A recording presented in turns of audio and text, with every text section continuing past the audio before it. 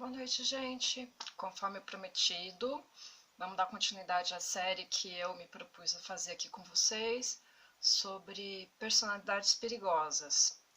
Como eu tinha dito no vídeo anterior, essa série de vídeos é baseada no livro Dangerous Personalities, indicado pelo Vitor Santos no canal dele Metaforando, que é um canal muito bom, recomendo, né? Para quem tiver interesse sobre comportamento, leitura de comportamento. E eu achei interessante esse livro porque ele dá para a gente trabalhar direitinho com certos problemas do cotidiano, né? Sobre o que é a maldade, a gênese da maldade no psiquismo humano. Não basta só falar que uma pessoa é tóxica, que uma pessoa é maldosa, que uma pessoa pode fazer mal. É interessante discutir e explicar no que pode consistir esse mal e como identificar esses sinais. E o Joey Navarro, que é o autor desse livro, era um agente do FBI e se propôs a escrevê-lo justamente para ajudar as pessoas, né, a proteger a si mesmas e a quem eles amam dessas pessoas que podem causar danos nocivos, mesmo que essas pessoas não cometam crimes previstos no Código Penal, elas são capazes de destruir almas, aproveitar da boa intenção e da empatia de alguém bondoso para levar vantagem, para causar prejuízos àquela pessoa, enfim, uma série de coisas horríveis que traumatizam, fazem a pessoa se sentir desmotivada, por exemplo, a desistir da sua busca espiritual, se ela está num caminho religioso, né? Conforme o combinado, esse primeiro vídeo vai ser sobre a personalidade narcisista, aquela pessoa que acha que o mundo gira em torno dela e tudo está para ser servido a ela, né? Tudo existe para ela. Ela tem essa necessidade de ser vista, de ser aplaudida, de ter as suas habilidades validadas pela aprovação das pessoas. Aí as pessoas até se perguntam, mas eu gosto de receber atenção, eu gosto quando as pessoas dizem que eu fiz algo bem feito. Seria eu, então, narcisista?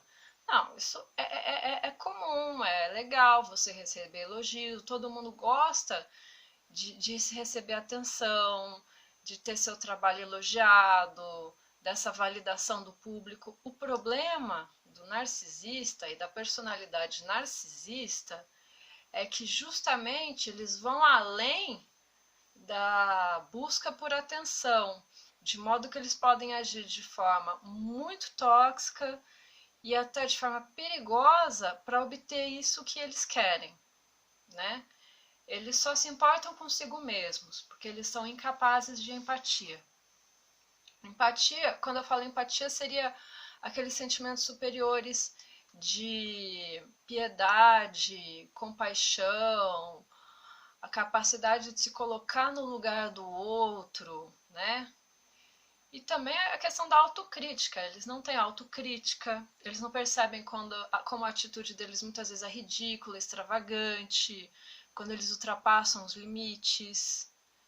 E por quê? Porque é uma patologia, é uma disfuncionalidade, um comportamento disfuncional e patológico.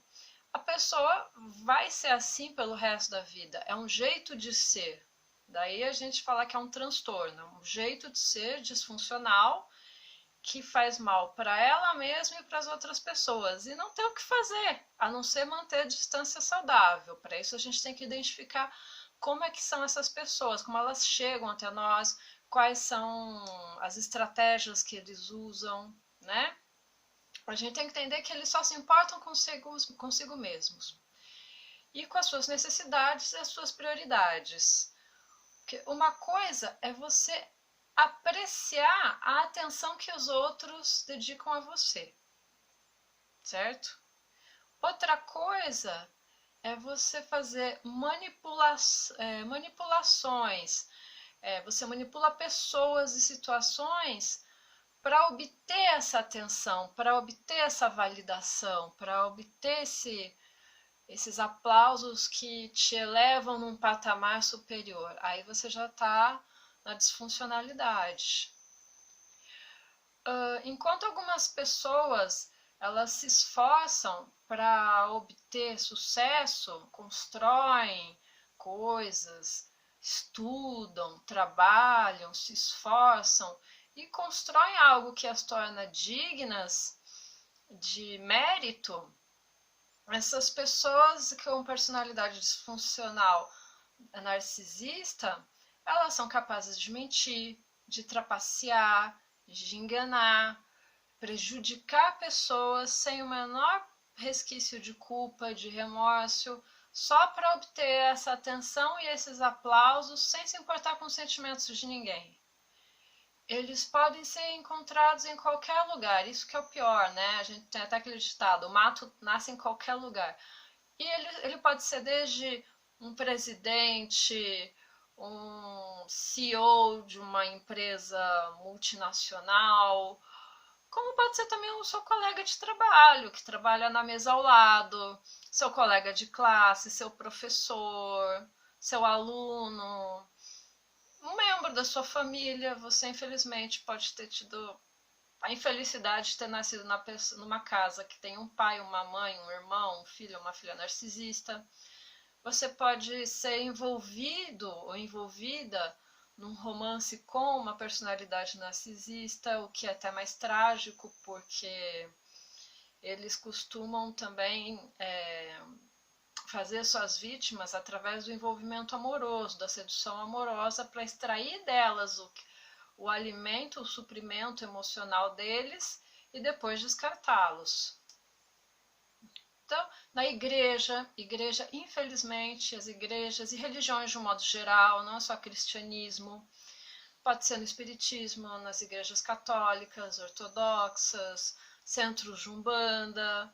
Essas pessoas chegam lá, querem ser pessoas consideradas com habilidades espirituais, mediúnicas, ou adentrou a hierarquia eclesiástica e quer influenciar na sua vida, quer dizer o que você deve fazer ou deixar de fazer, quer ser reverenciado como uma pessoa superior espiritualmente. Isso é muito perigoso. O problema maior também é que eles veem a si mesmos como únicos, como especiais. E se ele é o suprassumo, né, a cerejinha do bolo e a última bolacha do pacote, o que são os demais ao redor deles? São lixos, são pessoas inferiores, né? E para isso, e na cabeça deles, então essas pessoas estão a serviço deles, que eles podem fazer o que eles quiserem. Porque ele é superior, ele pode. Você é lixo, você deve ser usado e descartado.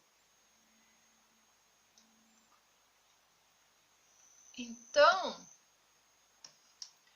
é muito comum, não sei se vocês já viram, já se depararam com pessoas que adoram afirmar e ressaltar os defeitos do outro, o quanto as outras pessoas são inferiores, como elas são, digamos, burras, ineficazes, preguiçosas, vagabundas, com limitação cognitiva, falta de capacidade de crítica e toda uma série de argumentos que rebaixam uma pessoa para eles se afirmarem como superiores. Porque uma coisa é você ser de fato uma pessoa inteligente, capaz de muitos feitos, porque você se esforçou para isso.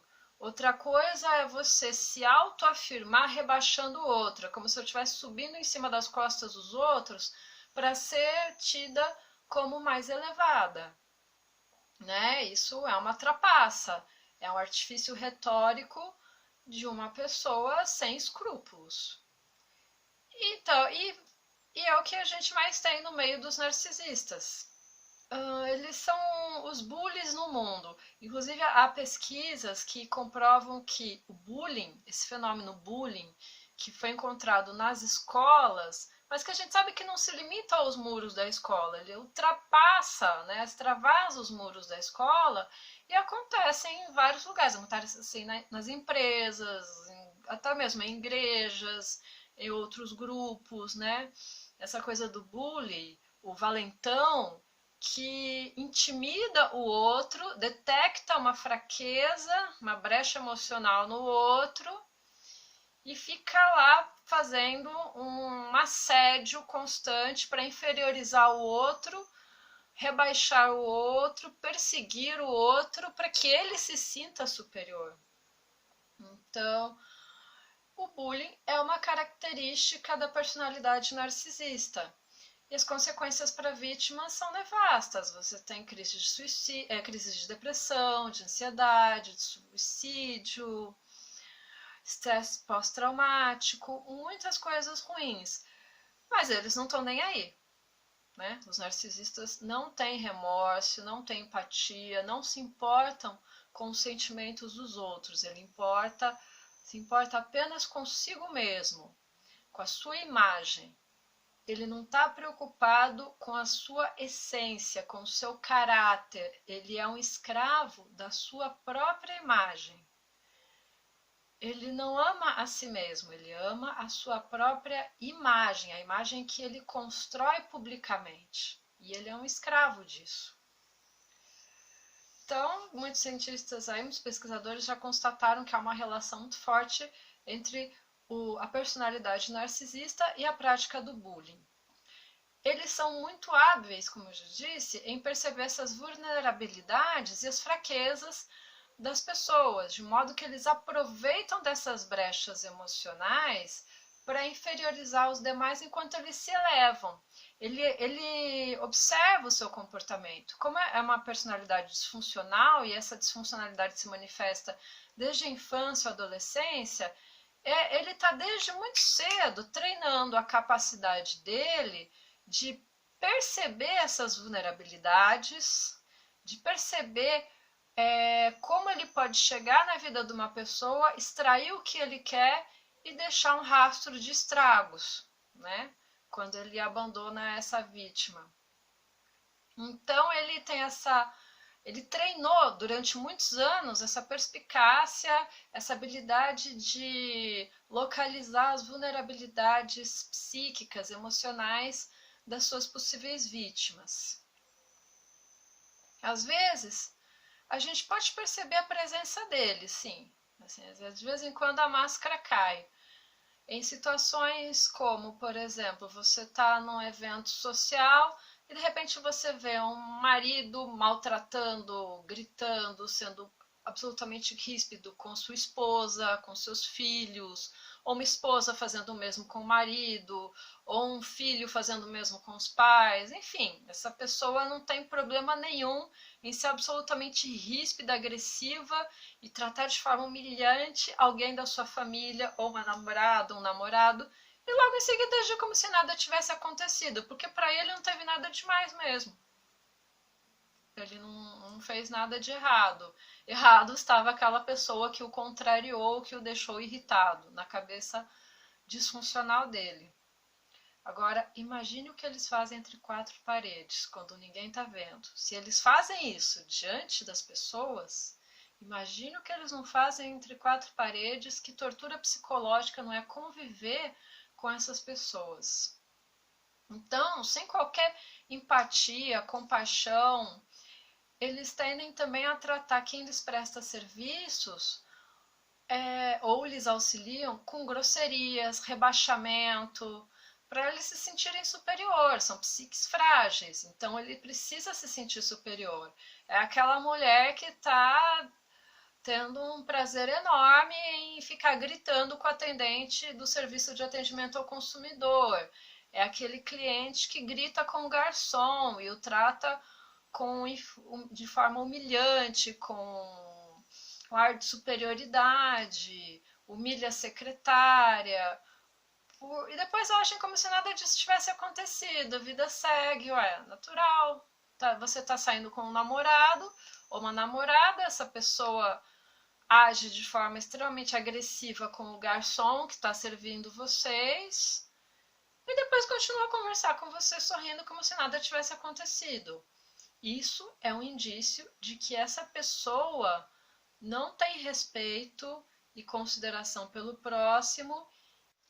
Bom, isso significa que todo mundo que tem uma ideia grandiosa, um grande projeto, muitas vezes mirabolante, ele tem uma personalidade narcisista? Não. Tem pessoas que tiveram ideias excelentes, maravilhosas, de grandes projetos de grandes proporções, mas que visavam levar a felicidade para o maior número de pessoas possíveis, né? O que vai diferenciar o narcisista é que ele vai ter projetos mirabolantes, mas que é para levar felicidade, bem-estar apenas para ele, dane-se os outros. Se os outros vão sofrer, se os outros serão prejudicados, isso tem a menor importância. E o exemplo muito bom que o Joey Navarro cita é Jonestown, aquela cidade na Guiana onde um falso religioso, né, levou um grande número de pessoas, ele se fez passar, ele fez com que as pessoas acreditassem o quão grandioso ele é, um grande líder, uma grande pessoa de uma sabedoria, de uma espiritualidade incrível, e levou um monte de pessoas para lá que cometeram suicídio coletivo, né? Então, qual que é o preço da satisfação desse ego sem limites desse sujeito? Ele levou um grande número de suicídios, ele causou um grande número de suicídios. Diferente de alguém que faz um projeto para que as pessoas possam viver bem, viver em paz. Isso é uma diferença muito grande. Qual é o objetivo do seu projeto? Quem é o maior beneficiado do seu projeto? Você e os demais ou só você? Independente do sofrimento do outro. Isso é uma dica para a gente saber identificar quem é esse narcisista, né? Disfarçado, querendo promover grandes coisas. E é interessante notar que quando a gente é criança, há uma fase nossa da infância em que a gente quer ser o centro das atenções, a gente se acha no direito de ser o centro das atenções, de chamar a atenção do adulto para as nossas necessidades, nossas vontades, que tem que ser feita lá, naquele momento. Eu lembro claramente de uma vez, a gente estava saindo de um casamento e eu estava morrendo de sede. Eu queria beber água e eu queria que a minha mãe fosse embora logo dali porque eu estava com sede e queria beber água e eu não parava de falar isso. E minha mãe explicando, calma, eu estou conversando com as pessoas, depois eu te levo para beber água. Eu não queria nem saber, eu queria beber água e ela tinha que me dar atenção e satisfazer a minha necessidade naquele momento. Depois que eu cresci, eu aprendi que essas coisas não funcionam assim. Eu tenho que saber me portar de acordo com o contexto, de acordo com as pessoas que estão ao meu redor. E eu não posso simplesmente exigir que o mundo pare de girar para atender as minhas vontades. O narcisista não, ele parou nessa fase, né? Eles não superaram essa fase da infância, por isso, por mais ridículo que sejam as atitudes dele, por mais impensáveis, e eles não percebem o quanto eles estão sendo ridículos, muitas vezes, fazendo a gente passar vergonha alheia quando a gente vê uma atitude excessiva deles, mas eles fazem de tudo para obter a atenção das pessoas e terem os seus desejos atendidos, independente das consequências, independente deles serem vistos como ridículos. Então, entre algumas atitudes comuns que o Joey Navarro cita, por exemplo, em eventos, festas, seja festa de família, confraternizações de amigos, eventos sociais, eles normalmente gostam de chegar atrasados para fazer depois aquela entrada triunfal, né, de ser o centro das atenções. Eles adoram falar que andam com pessoas famosas, que conhecem pessoas famosas, foram almoçar, jantar, fazer visita ou recebeu visita, tem um contato com pessoas com determinados status, porque aí ele meio que vampiriza essa imagem, né? Você ouvindo isso pensa, nossa, ele anda com pessoas importantes, logo ele é uma pessoa importante. É um jogo, né? para trabalhar com a imagem dele. Novamente, ele não está construindo efetivamente nada, ele só está trabalhando a imagem dele, posto que ele é um escravo da imagem. Efetivamente, ele não constrói nada. Outra questão que o Joey Navarro aponta é que eles costumam se preocupar muito com a aparência, né? Para obter elogios, ser um centro visual das atenções, fazer com que todos no evento e na festa percebam que eles têm a melhor roupa, as melhores joias, o melhor carro, o melhor relógio, tudo que é de melhor e mais caro pertencem a eles, enquanto os outros têm versões mais baratas, mais medíocres, de menor qualidade. Tudo isso para que eles sejam vistos como diferenciais, superiores, especiais, certo? Eles também gostam de se mostrar como pessoas super bem-sucedidas. Eles adoram, eu costumo chamar isso também de a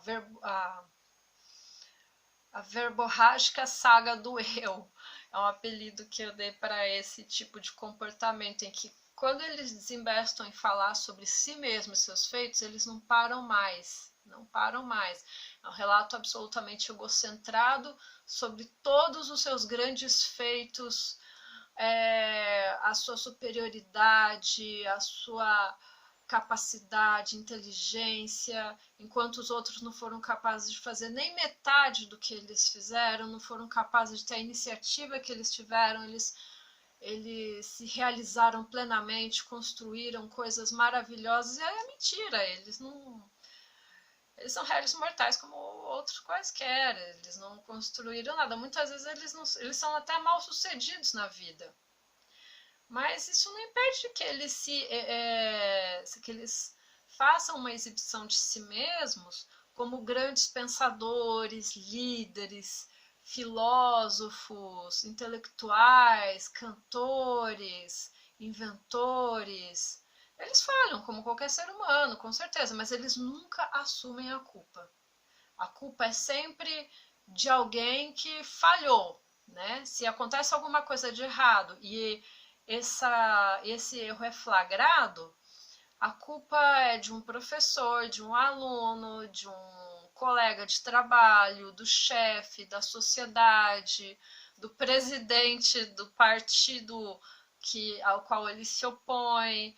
A culpa é sempre de alguém. Eles nunca assumem a culpa pelos seus erros. E isso é muito importante, porque o psicólogo forense Guido Palomba aponta que essas personalidades, essas pessoas que têm um desvio de conduta muito grave, elas são incapazes de autocrítica.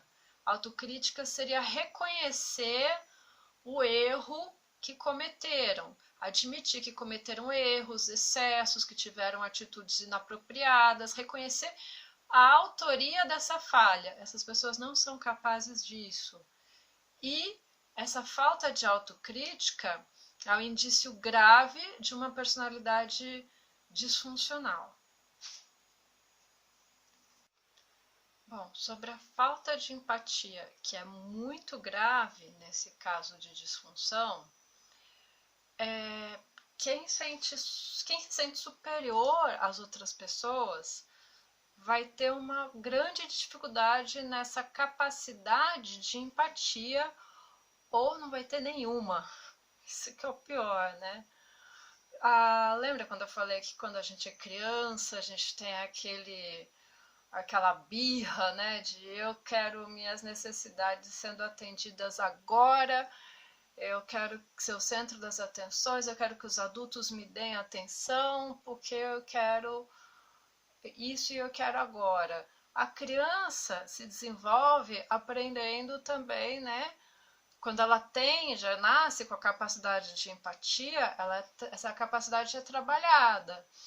Ela acaba entendendo como é que os outros se sentem, né? Ela aprende que as suas ações podem afetar a vida dos outros, os sentimentos, a integridade física dos outros, né? O adulto ensina isso para a criança, né? Essa percepção. e ela naturalmente já tem esse sentimento, né? Essa capacidade de empatia, que é o que gera gregariedade, a vida em sociedade, né? Os narcisistas não têm isso. Por isso, eles param esse desenvolvimento emocional deles parou lá na fase birrenta da criança, que quer ser o centro das atenções e quer que todo mundo gire em torno deles. Por isso, é disfuncional e tóxico, nocivo à sociedade, né? Para os narcisistas, como isso é ilimitado e inexistente, não importa se as urgências e necessidades dos outros são uma coisa grave que requer ajuda naquele momento. Ele não está nem aí. O que importa é a atenção que ele demanda para si mesmo, para a satisfação dos seus próprios desejos, das suas próprias necessidades. Então, as pessoas ao redor dele têm um valor funcional, eles não têm um apego afetivo, amoroso, eles tratam as pessoas como se elas fossem inferiores e exigem delas uma subserviência porque eles lhes atribuem um valor extremamente funcional. Essas doenças, esses problemas e todas essas intempéries da vida que acontecem com qualquer um são vistos pelos narcisistas como fraquezas. Esse sujeito é um fraco, ele adoece, ele tem problemas na vida dele. Eu não, sou superior, eu não tenho isso, né? Então aí você também percebe, outra dica que o Joey Navarro dá, você percebe a arrogância do narcisista, uma pista que ele deixa, né, do quanto ele se sente superior através do jeito que ele fala, um jeito cheio de grandiosidade, sabe, de autoexaltação, falam alto para chamar atenção para si, né? A maneira como ele fala, ele gesticula, estufa o peito, ombros erguidos, o espaço que ele ocupa é maior do que o necessário por causa da expansão dos movimentos dele, justamente para chamar a atenção de todo mundo, para ele se projetar no espaço físico como uma pessoa superior, ocupando um maior espaço, e com isso ele intimida o outro, ou então impressiona o outro, né? Com aquele corpo que se projeta no espaço. Então, fica essa dica de como se identificar um narcisista. Sobre empatia, existe uma questão que é importante esclarecer. Eles carecem desse sentimento de empatia, mas eles podem fingir ter empatia.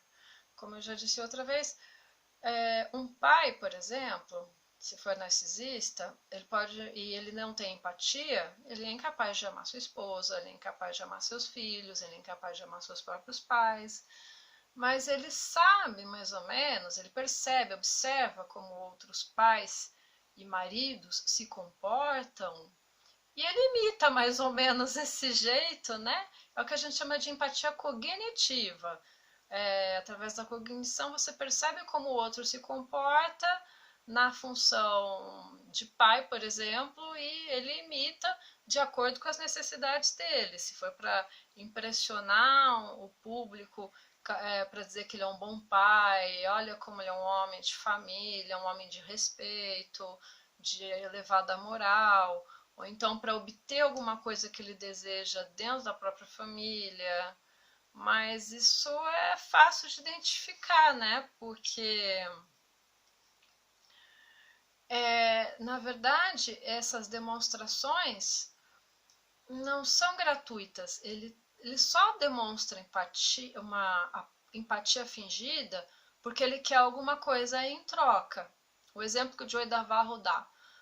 Um chefe liga para o seu empregado que está doente para saber se ele já melhorou, como está seu estado de saúde. Se esse chefe for um narcisista, ele está se lixando para a saúde do funcionário, para o bem-estar dele. Ele quer saber se esse funcionário vai voltar logo para trabalhar e continuar produzindo e gerando lucro para ele, certo? Né? Quando Quando você conversa com um narcisista, você também vai perceber que eles não se importam nem um pouquinho com você, porque eles só sabem falar deles. Como eu disse antes, é a verborrágica saga do eu. Eles falam sem parar, se deixar, falam horas sobre si. Eu conheci um narcisista que era insuportável. Ele ficava horas falando sobre si mesmo, falando mal das ex-namoradas, como elas eram fracassadas, frustradas, mas ele não. Ele triunfou na vida, ele tinha uma vontade de ferro, ele teve sucesso profissional, atingiu os objetivos, criou coisas, não criou porcaria nenhuma, não teve sucesso nenhum, era tudo papo furado, mas ele precisava desse momento de autoexaltação diante de uma plateia. E ele não quer nem saber se você existe ou não, se você tem problemas ou não, tá triste ou não. Não existe a interação entre o narcisista e a outra pessoa. Ele quer que a outra pessoa cumpra a função de plateia, que vai bater palma para ele e dar aquele sentimento de validação, vai dar um like na postagem, vai dar um elogio, né? Vai satisfazer as necessidades deles, os desejos deles, as demandas deles.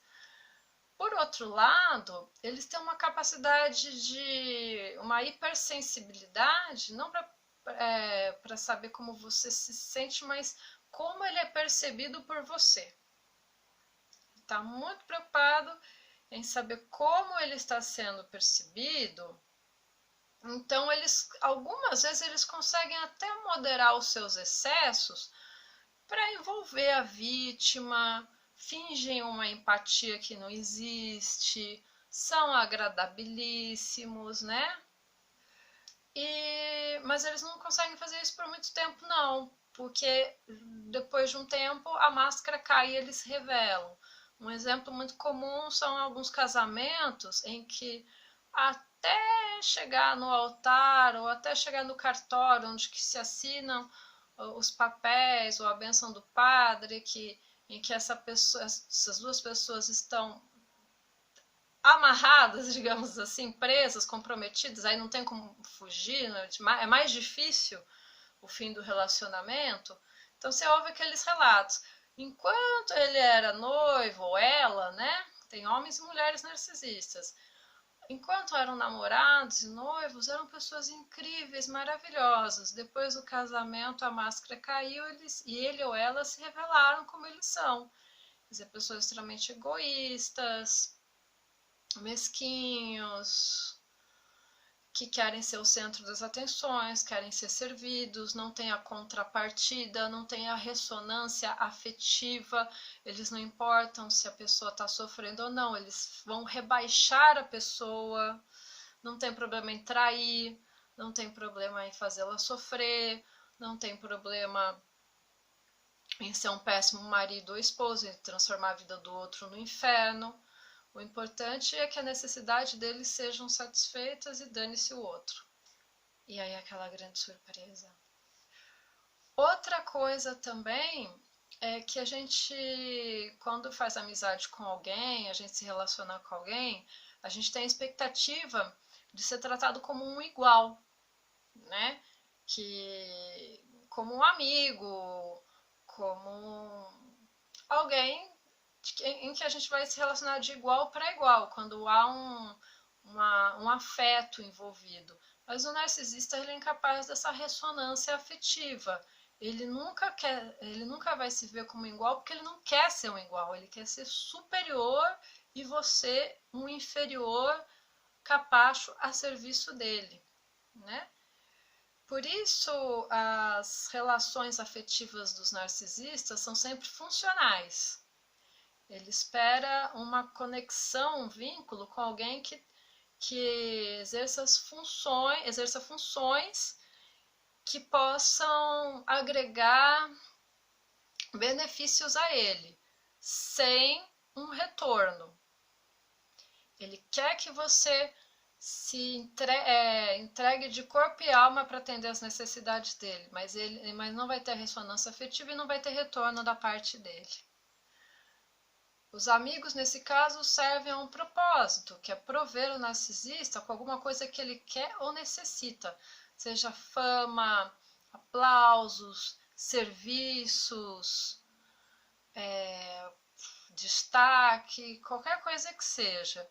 Mas o mais perigoso, isso o Joey Navarro faz questão de salientar, são aqueles que a falta de empatia e os níveis de grandiosidade chegam a beirar a psicopatia. Na verdade, seriam o narcisista com o pé na psicopatia, com comorbidade, com traços da psicopatia. Esse é o mais perigoso, porque a capacidade dele provocar feridas, prejuízos à integridade física, à integridade psicológica da pessoa aumenta muito mais. Ele está num nível muito maior de periculosidade. E sem remorso nenhum, sem arrependimento nenhum, sem piedade, eles exploram os outros financeiramente, emocionalmente e até fisicamente. Se você os agrada, então você é conveniente a eles. Mas a partir do momento que você se torna inconveniente, eles não tem problema nenhum em te descartar, em te destruir, em causar um mal, porque você daí passa a ser um empecilho ou alguém inútil que não pode proporcionar nada a eles. Bom, então, como eles se sentem no direito, né?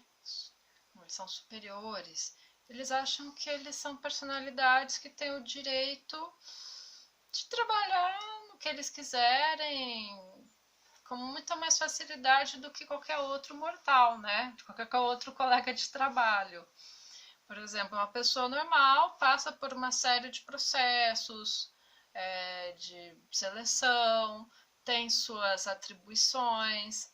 Eles não precisam disso, eles são superiores a essas pessoas normais, né? Se sentem superiores a essas pessoas normais. Então eles dão um jeitinho de driblar as regras, porque driblar a regra também não é um problema para eles. Óbvio, eles estão acima das regras. Regras são para as pessoas inferiores. Eles estão acima disso, então eles dão um jeitinho lá, né? Uns caminhos, vão cortando uns caminhos para obter o que eles querem, né? Sem precisar trabalhar muito. E um dos exemplos clássicos é político que beneficia o próprio filho, né? Na carreira política, ou então o empresário que favorece o próprio filho dentro da empresa. Ou então uma coisa muito comum que eu já observei em algumas empresas, uma pessoa já de índole mais narcisista se vira grande amigo ou amiga, best friend do chefe. E aí esse chefe deixa ele fazer algumas coisas, alguns abusos a mais, né? Umas certas regalias que os outros não têm. Porque também esse chefe não é bobo, ele pensa assim, ok, eu tenho esse puxa-saco, quer ser chefe, então ele vai fazer a vez da pessoa má que pega no pé dos outros e eu fico como o chefe bonzinho, né? Isso também é um tipo de relação tóxica dentro do ambiente de trabalho. Então, quando o próprio Joey Navarro fala, ou ele ouve falar de um padre, de uma pessoa que trabalha vamos supor, com adolescentes, monitorando adolescentes, um treinador que abusa sexualmente de uma criança. A gente está falando de personalidades narcisistas. Porque essa personalidade não tem respeito nenhum pelos direitos humanos. Ele acha que ele tem um super direito de violar o corpo daquela criança. Qual o problema? Eles não pedem desculpas, eles não se arrependem do crime, relembrando aquilo que eu tinha dito sobre a autocrítica e a capacidade de remorso, eles não se sentem culpados por um estupro. né? Eles acham que eles tinham o direito de violar aquela criança ou aquele corpo e que aquele corpo poderia servir muito bem de playground para eles. Eles têm esse direito, né? Aquela pessoa está lá para servi-los. Outra coisa que é muito importante e grave é a necessidade de controle. Alguns narcisistas procuram posições onde eles possam controlar pessoas. Isso dá muito prazer para eles, dá uma sensação de poder. Eles validam o sentimento de superioridade em relação aos outros. Ele tem uma necessidade de controlar os outros. Aí que você ouve aquele chefe tirano, aquela dona de casa controladora que quer controlar tudo na vida do filho, do marido, né? Aquela pessoa que quer exercer uma autoridade em cima do outro que ultrapassa os limites do bom senso e do respeito ao próximo, né? E eles procuram muito empregos como advogados, médicos, políticos, executivos em posições elevadas, onde eles podem usar o status deles para exercer um certo poder e controle sobre outras pessoas.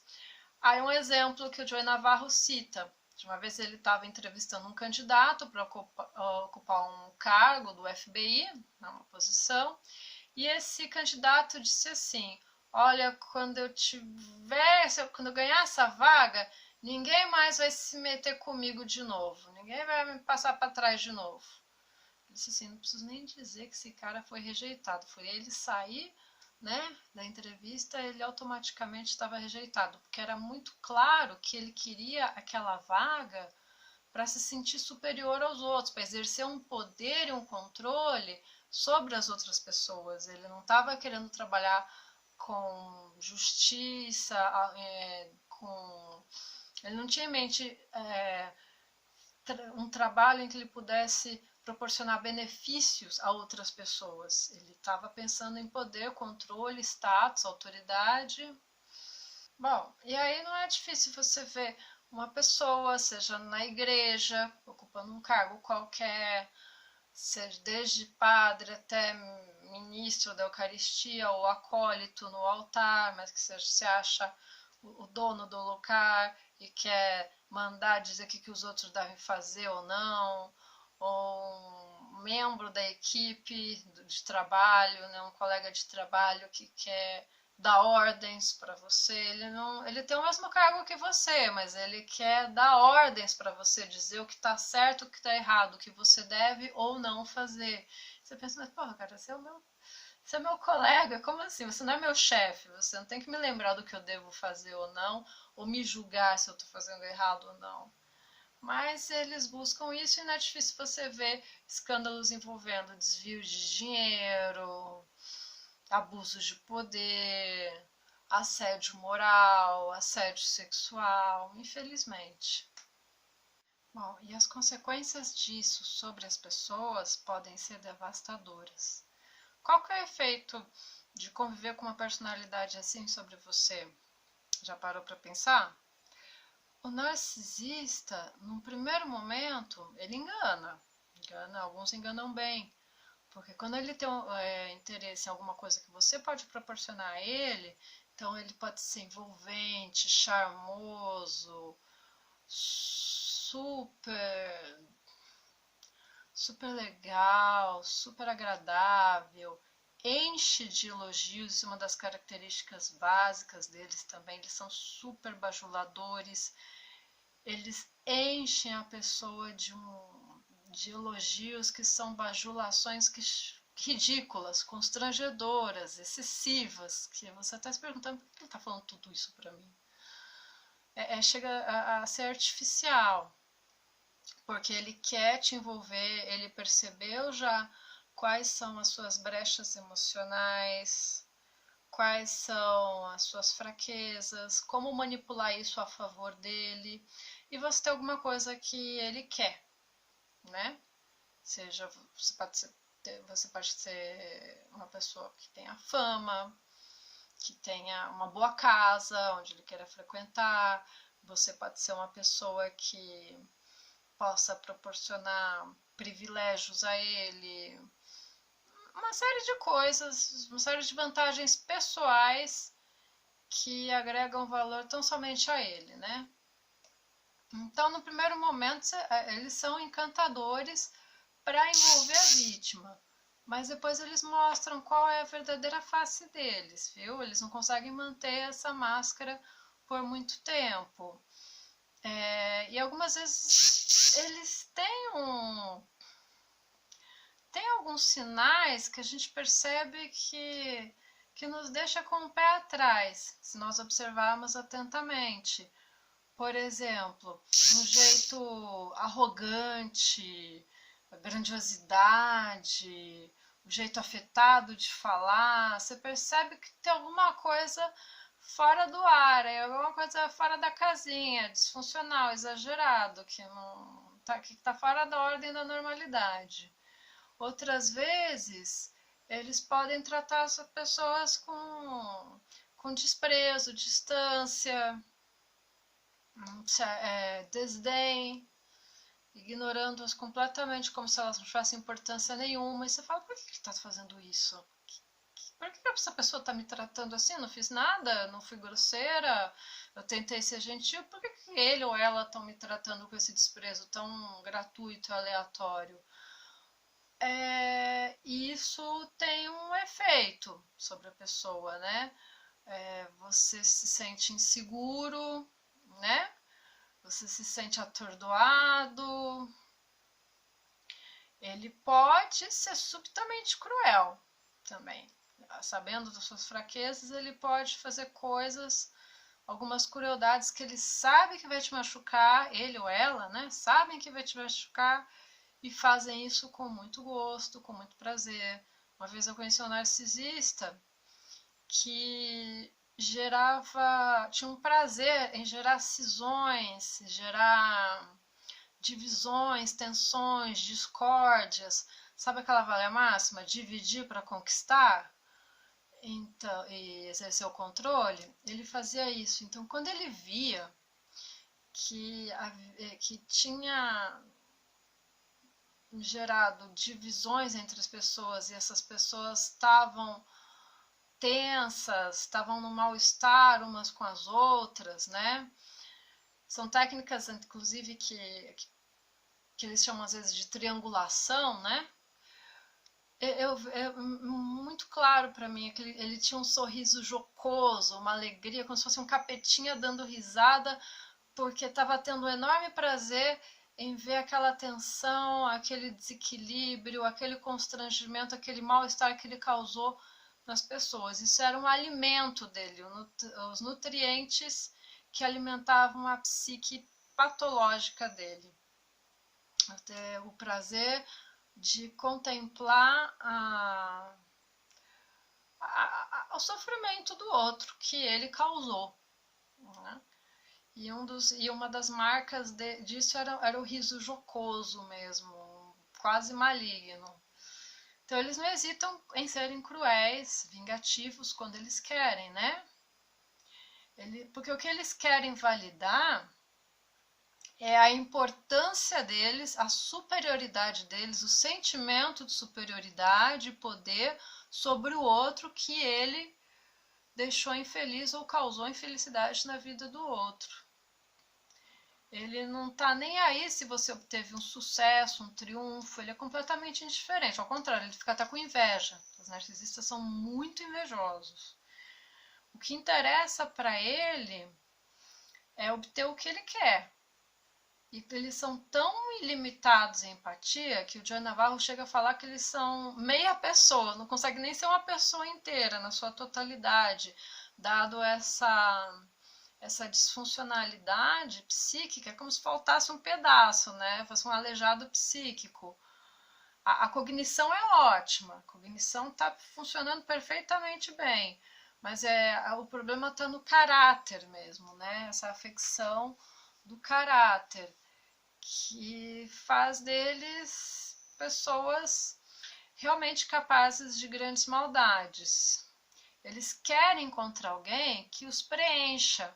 Só que é impossível você achar alguém que consiga preencher totalmente um narcisista e atender completamente a demanda de um narcisista. O resultado é seu esvaziamento, ele te exaure, te esvazia, vampiriza você, né? Porque ele te anula, ele anula a sua existência, ele reduz sua existência, ele te rebaixa, alguns têm até prazer em fazer piadinhas cruéis, piadinhas de deboche. Ele vê que você fica nervosa, irritada, insegura, e aquilo dá um prazer enorme para eles, porque são pessoas cruéis, não são capazes de te colocar no lugar do outro, então eles se alimentam disso. Esse é o suprimento do narcisista, né? E as consequências da convivência com narcisistas podem ser emocionais, psicológicas e até mesmo físicas. Você vai somatizando. Isso quando ele não chega à agressão propriamente dita. O fato é que o narcisista monta em você.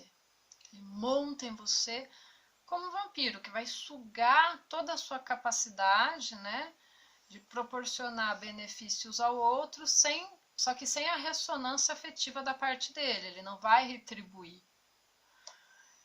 Ele vai querer que você satisfaça todas as necessidades, desejos e vontades dele.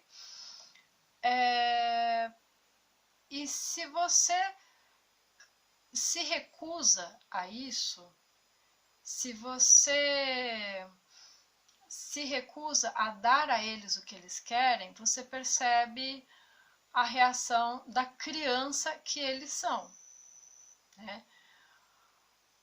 A expressão facial, o ódio, os gritos, a birra. Eles agem mais, eles são crianças em corpos de adulto. Sabe aquela birra que a criança faz no supermercado, quando quer que a mãe compre uma coisa e a mãe não compra, e ela grita, ela esperneia, ela fica com ódio, os olhos reviram, a expressão dela vira de um monstrinho.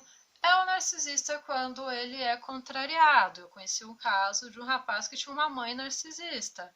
Ela era estupidamente infantil, ela não sabia dizer obrigado, por favor, desculpa.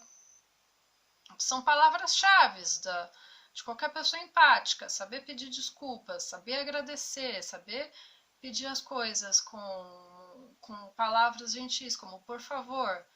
Não, ela dava ordens e exigia que ele cumprisse. Se ele não cumprisse, ela começava a berrar, gritar, espernear, até ele fazer a vontade dela. Era uma criança pirracenta, infelizmente. E se você está triste, infeliz, frustrado, esvaziado, exaurido, mal, o narcisista não tá nem aí. Não tá nem aí. O importante é você estar firme e forte para satisfazer as vontades dele. Senão ele te descarta.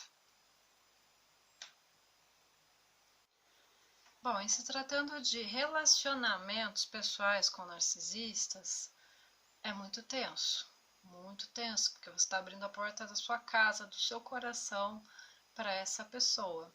E eles não expressam amor como a maioria das pessoas normais conseguem expressar. Não, eles são incapazes de altruísmo, né? Para eles é tudo sempre condicional. Nunca é espontâneo. Olha, eu vou fazer isso para você, mas eu espero que você me dê outra coisa em troca, um benefício, ok? Eu vou ser seu parceiro, mas eu espero que você dê os benefícios que eu estou esperando que você vai me dar, senão eu vou ficar muito puto com você. Para eles, o amor não é altruísta.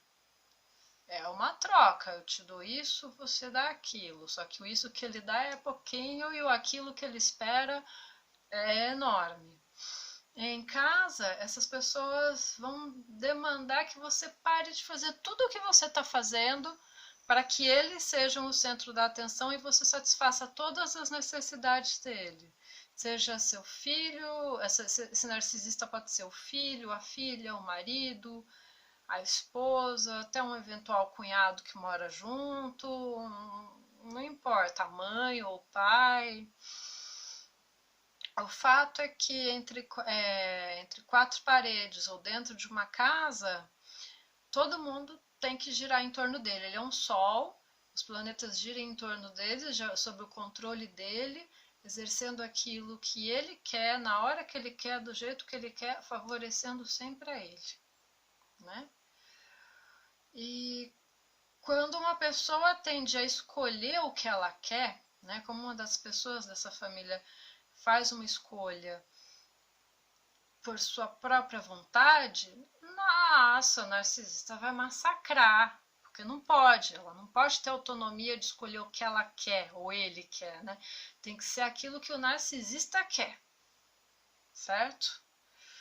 O parceiro do narcisista nunca vai poder contar com a satisfação desse parceiro. O marido ou a esposa narcisista é um poço de crítica e de insaciabilidade. Eles sempre vão estar em cima criticando a aparência, os hábitos, os gostos, as atividades, a habilidade, porque é uma forma de rebaixar, de destruir a sua autoestima e te deixar vulnerável ao poder e ao controle dele. Ele vai sempre desaprovar suas escolhas, vai te insultar tanto na esfera pública quanto na esfera privada. Você vai ouvir uma enxurrada de críticas.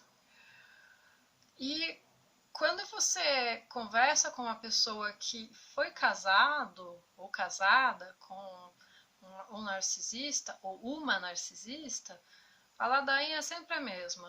Era uma enxurrada de críticas, todo dia reclamação. Qualquer coisinha que eu fizesse era criticada, as crianças eram criticadas, eu era criticado, ele ou ela riam de mim, me rebaixavam. Eu já vi uma narcisista que eu conheci rebaixando o filho em todas as escolhas que ele fizesse, para que ele fizesse as escolhas que ela previamente selecionava. Então, olha só as estratégias dela. Ele ia escolher uma roupa para vestir para ir trabalhar, ela desqualificava completamente aquelas escolhas e fazia ele vestir a roupa que ela escolheu. Aliás, o trabalho dele foi escolhido por ela. Ela escolheu previamente onde ele ia trabalhar, a faculdade que ele ia fazer, as coisas que ele ia fazer, tudo. E de tal modo que essa pessoa acabou desenvolvendo um transtorno de personalidade dependente em relação a essa mãe e até com certos traços border, que há um medo incomensurável de ser rejeitado por ela. Tamanho trauma que um narcisista pode causar na vida de uma pessoa. E esse mesmo rapaz, de uma certa forma, acabava reproduzindo algumas das chantagens, das manipulações dessa mãe também, né? Como forma de descontar a raiva dela, projetando em outras pessoas. Então, para encerrar, eu queria relatar mais ou menos o que eu tenho observado em redes sociais com pessoas que têm traços narcisistas muito evidentes e como eles se portam para poder angariar um número de fiéis seguidores que possam aplaudi-lo, enaltecê-lo. Se fosse só isso, não teria problema nenhum. Redes sociais existem para isso, né? Para as pessoas se mostrarem, obterem likes, né? Foi psicologicamente programado para isso. Mas o perigo reside no fato de que personalidades narcísicas não vão só se restringir a isso. Eles querem o aplauso, querem ser o centro das atenções, mas eles estão dispostos a usar, manipular, mentir, ludibriar, causar danos físicos, psíquicos, são perigosos, não tem outro jeito. Jorge Navarro fala, a única solução é manter distância social. Se essa pessoa chegar ao limite de cometer um crime, Aí ela até pode ser presa, mas na maioria das vezes é a distância social, não tem o que fazer. Você não consegue salvar essa pessoa, não consegue mudar. Ela é assim. Tanto que se fala em transtorno de personalidade narcisista porque é o jeito de ser dela. Você não vai salvá-la, você não vai mudá-la, ao contrário. As chances de você adoecer convivendo com essa pessoa é muito maior do que você alterar o comportamento dela. Aliás, não é nem muito maior. É impossível. Você só vai, a única coisa provável é que você adoeça e essa pessoa se beneficie às suas custas. Correto? O que eu tenho visto aí? Pessoas que querem ser web celebridades, ansiando por aplausos, por uma validação delas enquanto grandes intelectuais, filósofos, pensadores, coaches, trabalhos como mentoria, ou seja, não basta só a exibição, eles oferecem uma série de serviços que vão influir na sua vida, eles estão se propondo a te envolver, te seduzir e que você os procure para que eles possam, a princípio, aconselhar você a tomar decisões, quando na verdade é obter um controle, manipular, obter vantagens às suas custas. Então, por favor, tome cuidado com todas as pessoas que oferecerem esses tipos de serviços, que estão querendo se exibir, porque você vai ver o que eles de fato construíram. Uma tradução, um livro, uma obra relevante. Não. É puro exibicionismo de si mesmo como um gênio intelectual, uma pessoa muito acima da média, enquanto rebaixam os outros como se fossem burros, né? Eu já cheguei a ver uma dessas figurinhas falando que existem pessoas que são inferiores como porcos. Ele usou essa exata expressão. E tem pessoas que nasceram para ser como porcos. Não adianta você ensiná-los, não adianta você dar conselhos ou transmitir ensinamentos. Eles não vão. É que nem jogar pérolas para porcos, então eles só têm que se contentar que são porcos e se orgulhar de ser um porco útil. Quer dizer, o sujeito mesmo que usava do cristianismo, de conselhos sobre como ser uma pessoa melhor, como superar problemas e toda um... Ele estava dizendo claramente que há pessoas que o uso delas é puramente funcional, a importância delas é funcional, de uso e descarte, elas estão lá para serem consumidas como carne de porco. Para mim isso foi chocante.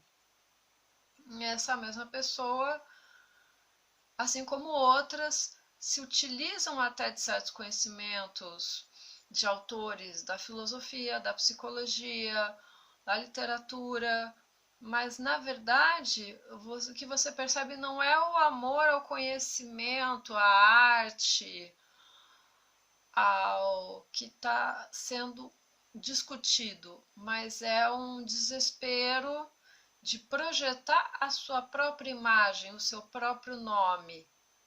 E para isso eles vão usar até a religião, né?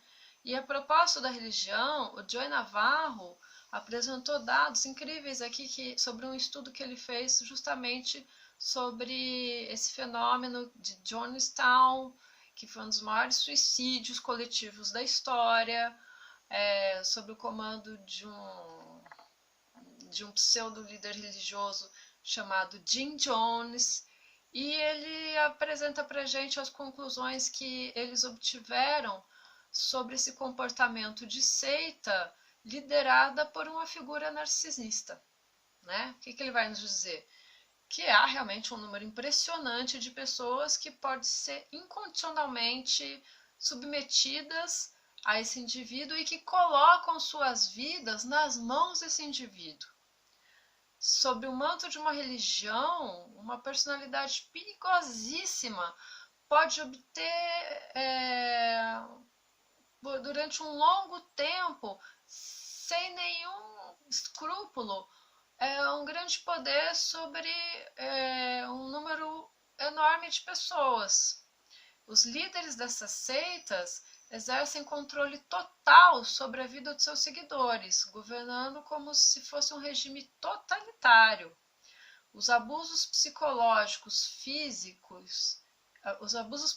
e físicos repetidos podem ser usados para dificultar os esforços de quem quer deixar a seita.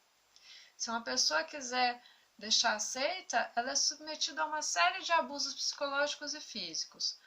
Famílias e amigos que temem pelos membros das seitas vão ser frustrados com seus esforços para ajudar ou resgatar essa pessoa, porque ela está sofrendo uma lavagem cerebral. Ela está sendo envolvida com pessoas que utilizam uma série de técnicas para controlar o seu comportamento. Então é muito difícil uma família, um amigo tentar resgatar uma pessoa dessa seita.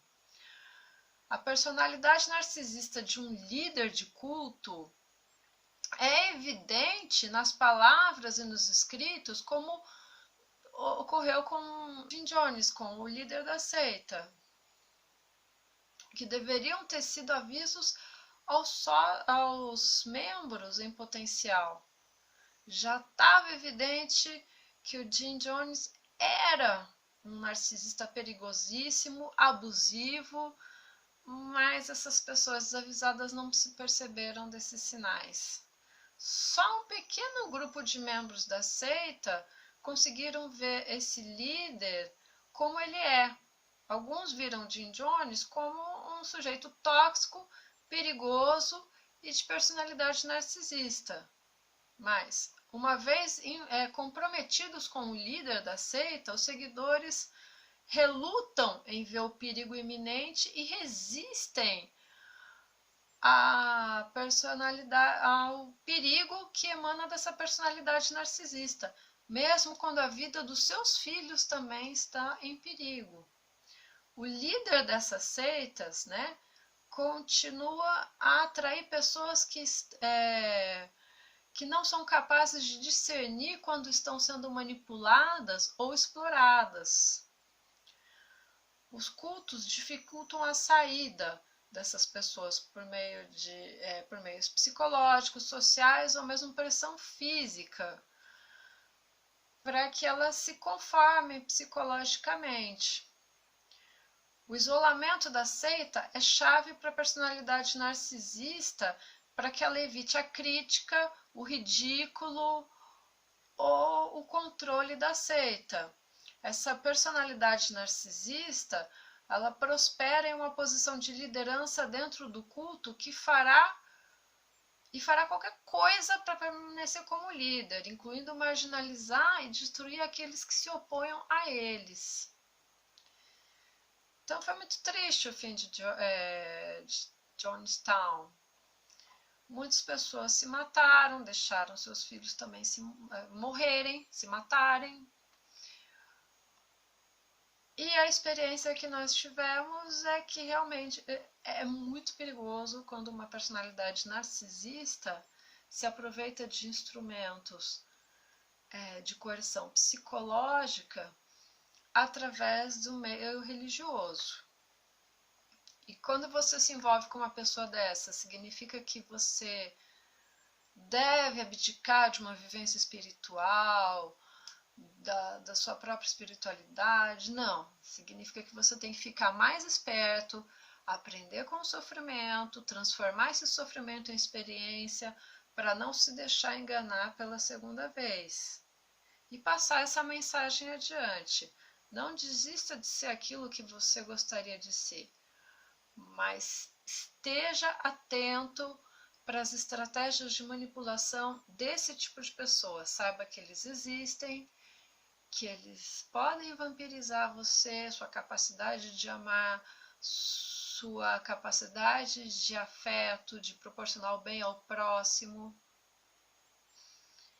E saiba identificá-los e mantenha a distância deles, ok? Bom, por hoje é só. Eu volto outro dia com essa série de vídeos para falar de um outro tipo de personalidade que o Joe Navarro comenta aqui, que são as personalidades mais voláteis, né? As personalidades instáveis. Qual que é o perigo desse tipo de personalidade? Grande abraço, até mais.